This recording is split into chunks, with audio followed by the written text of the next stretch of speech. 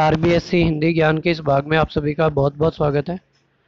आज हम कक्षा 9 के अंतर्गत कवि सर्वेश्वर दयाल सक्सेना की कविता मेघ आए की शेष रही व्याख्याओं का अध्ययन करेंगे।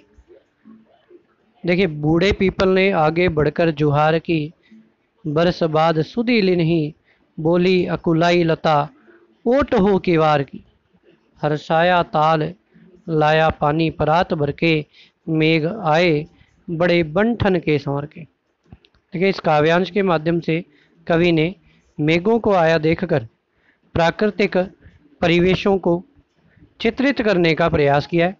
कवि कहता है कि मेघ को सज धज कर आया देखकर बूढ़े पीपल ने भी हवा की प्रवाह से झुककर मानो आदर पूर्वक उसका अभिवादन किया हो अथवा आदर पूर्वक नमस्कार किया हो। बरस बाद सुधी लिन्ही, बोली अकुलाई लता, ओट हो की वार की। कि ग्रीष्म ऋतु के प्रभाव के कारण व्याकुल हुई लता ने दरवाजे की ओट लेकर ऐसा कहा कि तुम्हें 1 वर्ष की अवधि के पश्चात मेरी याद आई है, अर्थात वर्षा ऋतु का आगमन 1 वर्ष के पश्चात हुआ है। हर्षाया ताल लाया पानी परात भर के, मेघ आए बड़े बंठन के संवर के। कि मेघों के आने से सभी प्राकृतिक परिवेश, सभी प्राकृतिक उपादान प्रसन्न हो गए और तालाब भी ऐसा प्रतीत हो रहा था कि जैसे वह मेघ रूपी मेहमान के आगमन पर परात में जल भरकर लाया हो, अर्थात मेघों के बरसने से आज तालाब भी जल से लबालब होने के कारण ऐसा प्रतीत हो रहा था। मेघ आए बड़े बंठन के संवर के इस प्रकार मेघ रूपी मेहमान बंठन कर सज संवर कर प्रकृति पर अपने प्रभाव को प्रदर्शित कर रहा है, किसी मेहमान के रूप में सज कर आ गया है। देखिए, यदि विशेष की बात करें तो बोली अकुलाई लता, ओट हो की वार की, हर्षाया ताल लाया पानी परात भर के, मेघ आए बड़े बंठन के संवर के। यह आपके मानवीकरण अलंकार का प्रयोग हुआ है और साथ ही साथ ग्रामीण परिवेश को चित्रित करने का प्रयास किया गया है। मेहमान के आगमन पर आदरपूर्वक नमस्कार करने की परंपरा को प्रदर्शित किया गया है। भाषा सरल व सहज है। आइए अगली व्याख्या का अध्ययन करते हैं। क्षितिज अटारी गहराई दामिनी दमकी। क्षितिज अर्थात जहाँ धरती और आकाश मिलते हुए प्रतीत होते हैं।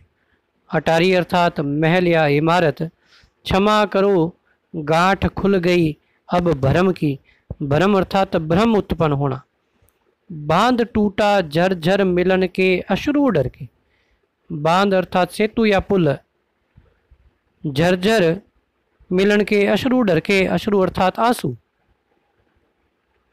मेघ आए बड़े बंठन के संवर के।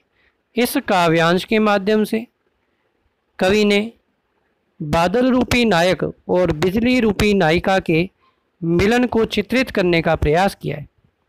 कवि कहता है कि क्षितिज पर बादल गहरा गए हैं और बिजली चमक रही है, मानो भवन की अटारी पर प्रवासी प्रियतम और विरहणी नायिका का मिलन हो रहा है, अर्थात बादल रूपी नायक और बिजली रूपी नायिका का मिलन हो रहा है। क्षमा करो गांठ खुल गई अब भ्रम की। कि दामिनी रूपी नायिका उस बादल रूपी नायक के मिलन से क्षमा याचना करती हुई कह रही है कि अब मेरा यह बरसों का भ्रम टूट गया है। मेरे मन में जो संदेह उत्पन्न हुआ था वह दूर हो गया है कि तुम नहीं आओगे। बांध टूटा झरझर मिलन के अश्रु डर के। और बादल रूपी नायक व बिजली रूपी नायिका के मिलन से इन प्रेमियों की मनोभावनाएं उनके आँखों से बहने वाले अश्रुओं की धारा के रूप में प्रवाहित होने लगी, अर्थात रिम झिम वर्षा की बूंदें धरातल पर आने लगी।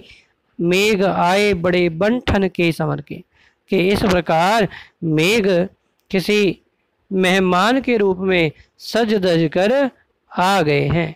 देखिए, यदि विशेष की बात करें तो संपूर्ण कविता मानवीकरण अलंकार से युक्त है और नायक व नायिका के मिलन से अश्रुपात होने का बड़ा मनोहारी चित्रण यहाँ किया गया है।